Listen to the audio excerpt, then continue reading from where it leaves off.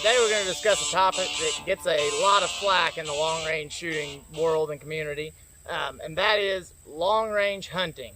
Um, there has been a lot of people who have given long-range hunting a bad name and a bad look because of the practices that they have used, and there's a lot of misnomers and misconceptions about long-range hunting. I personally have no issue with it. The issue that I have with it, I don't have a problem with people long-range hunting, but the issue that I do have is people who have very little to no experience in long-range shooting, going out, grabbing any rifle, going out and trying to take an animal at extended distances and wounding that animal or making that animal suffer because they don't know what they're doing. Long-range hunting is an area where you better be completely proficient in your abilities at long-range shooting. So that's what we're going to discuss. We're going to discuss the expectations, the things that people look down upon, and what a good ethical kill requires in long-range shooting. It is hot out here today. So, first off, we need to discuss what animals are we going to be hunting. Is it going to be medium to large size game like elk, deer, or bigger? If that's the case, we need to have with any of these animals, we need to have a rifle that can deliver the energy, with a load that can deliver the energy at whatever distance we want to be able to take game at, and do it ethically and humanely. And you need to be able to place that shot in the kill zone of the animal and know when you let loose that shot is going to go where you want it to go. So, first off, you need to be completely proficient. Practice, practice, practice, practice, practice. Know exactly all the characteristics, know how your rifle reacts to the wind. Also, in long-range hunting, if you have a shot on an animal, but there is a large amount of wind, you'd almost be better off not taking that shot and trying to wait till the wind dies down, or you can get closer and not have to fight the wind that much, because the biggest reason that we miss in long-range shooting is wind. If there was no wind, everybody would hit every shot they ever shot, because the only variable would be your elevation. As long as you can set your speed right, you have a load that has low standard deviations, that would be no issue at all. So, know your elevations, have your rifle trued, your data trued with the load that you're shooting, and have enough energy to put down the animal at whatever distance you're going to be shooting that animal at. So the way you can find out how much energy your cartridge is going to deliver, I use Applied Ballistics as my preferred ballistics calculator, but there are a number of other ballistics calculators, and I do believe most of them have a column for energy.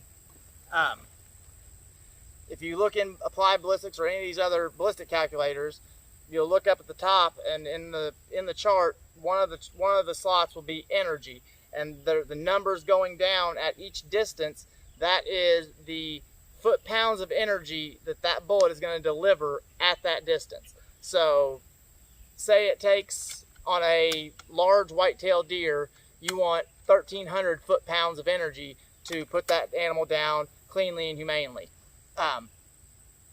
You can go onto your chart for your particular load, look and see, okay, at 910 yards, my cartridge delivers 1,400 foot-pounds of energy. So there you know that you don't want to take a shot past that 910 yard mark, because you want to know that you're giving enough energy and give yourself a little leeway to deliver a clean, ethical kill. And then on top of that, you want to practice, practice, practice. Like I said before, you want to know when you let loose that shot that you can you can be certain that you're going to put that shot where it needs to go, within the kill zone of the animal. So, calibers for long range hunting. One of the ones, if you're wanting to hunt deer or elk or something large like that out to and including 1,200 yards, 338 Lapua. I really like 338 Lapua. The problem with 338 Lapua is if you're not a hand loader, it's going to cost you a boatload of money to be able to shoot it enough to be proficient in your abilities to be able to put down the animal in the humane way that you need to do that. So if you're a hand loader, 338 Lapua makes a whole lot of sense for long range hunting. You can hand load a good load for just over $1 a shot with 338 Lapua and have enough to practice, get your abilities built up, understand a rifle, understand how that round works in the wind and your drops and your data trude and all that, and be certain that you can be proficient with it if you're a hand loader. If you're not a hand loader, you're looking at like $5 plus a shot for match grade hunting ammo that you will have to shoot a lot of to get proficient with that. So a lot of people want to buy a 338 Lapua and think that they're going to go out and take an animal at 1,000 yards. Well, did you practice enough to know that you can deliver that shot? Because if not, you have no business pulling that trigger. When I first wanted to do some long range hunting, I've been doing long range shooting for quite some time, but the first cartridge that I bought with the intent of taking an animal at extended distances was 300 Win Mag. And the 300 Win Mag delivered and I actually have just over 3,000 yards available to me in the range that I shoot at, and I'm also able to hunt at that same area. So my longest shot possible would be just over 3,000 yards. The 300 Win Mag obviously isn't going to take game at that distance, especially medium or large size game, but with the data that I had, the load that I was shooting and the data that I had worked up, about 850 yards was going to be the absolute max that I would feel comfortable taking an animal at. And I knew that I was completely capable of doing that, making that shot and putting it in the kill zone of the animal. So 300 Win Mag is a great cartridge for 900 yards and in for a long-range hunting rifle for deer or elk or something that takes a substantial amount of energy to put down. The 7 SAUM that I just put together, I need to go back and look, and I'm not 100% on this when I say this, I may be wrong, but the 7 SAUM, yeah, I hear you.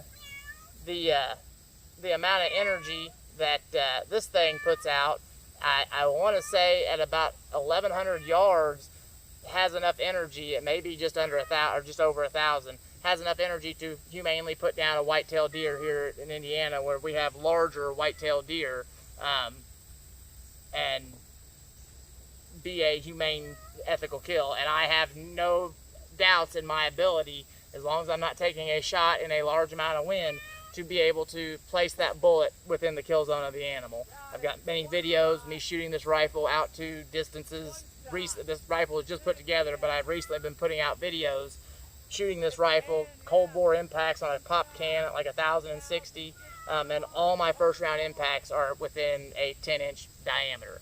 So I would feel totally comfortable at 1,000 yards taking a deer with this rifle. And I may do that this season, I don't know. Now, if you're not going to hunt deer and you're wanting to do long-range hunting, like long-range pest control or varmint hunting, that opens up a whole nother world. Yeah, she's something different. This is my daughter's naked cat. She is a hairless cat. She's really lovable. So anyway,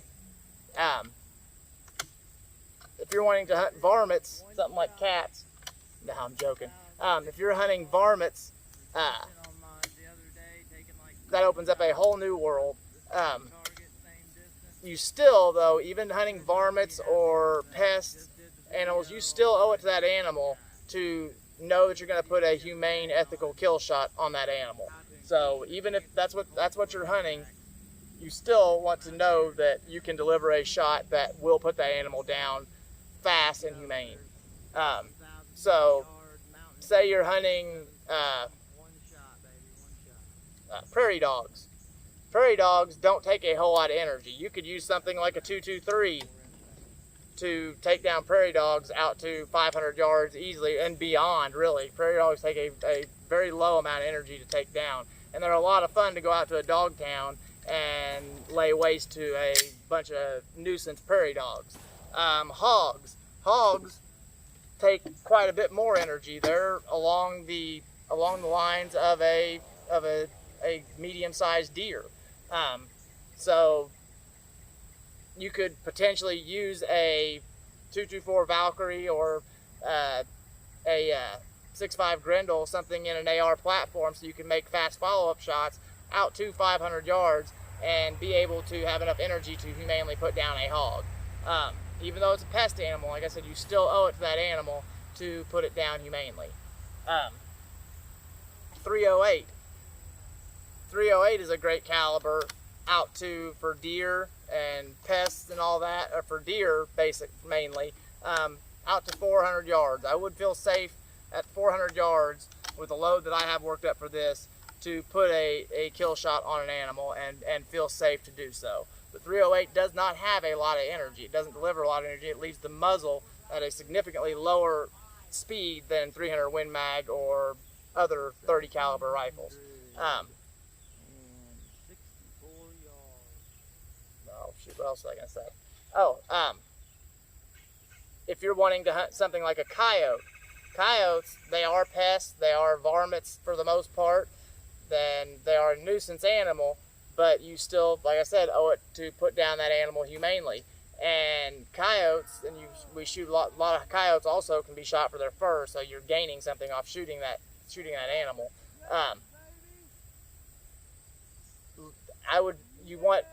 I can't remember the exact number for energy, but you still want to have a cartridge that's going to put out enough energy. So if you're going to want to hunt coyotes, a lot of people like to hunt coyotes at extended ranges because they feel that if you don't put an ethical shot on it, who cares? It's just a coyote. It still matters, and it still makes the long-range hunting community as a whole look very bad.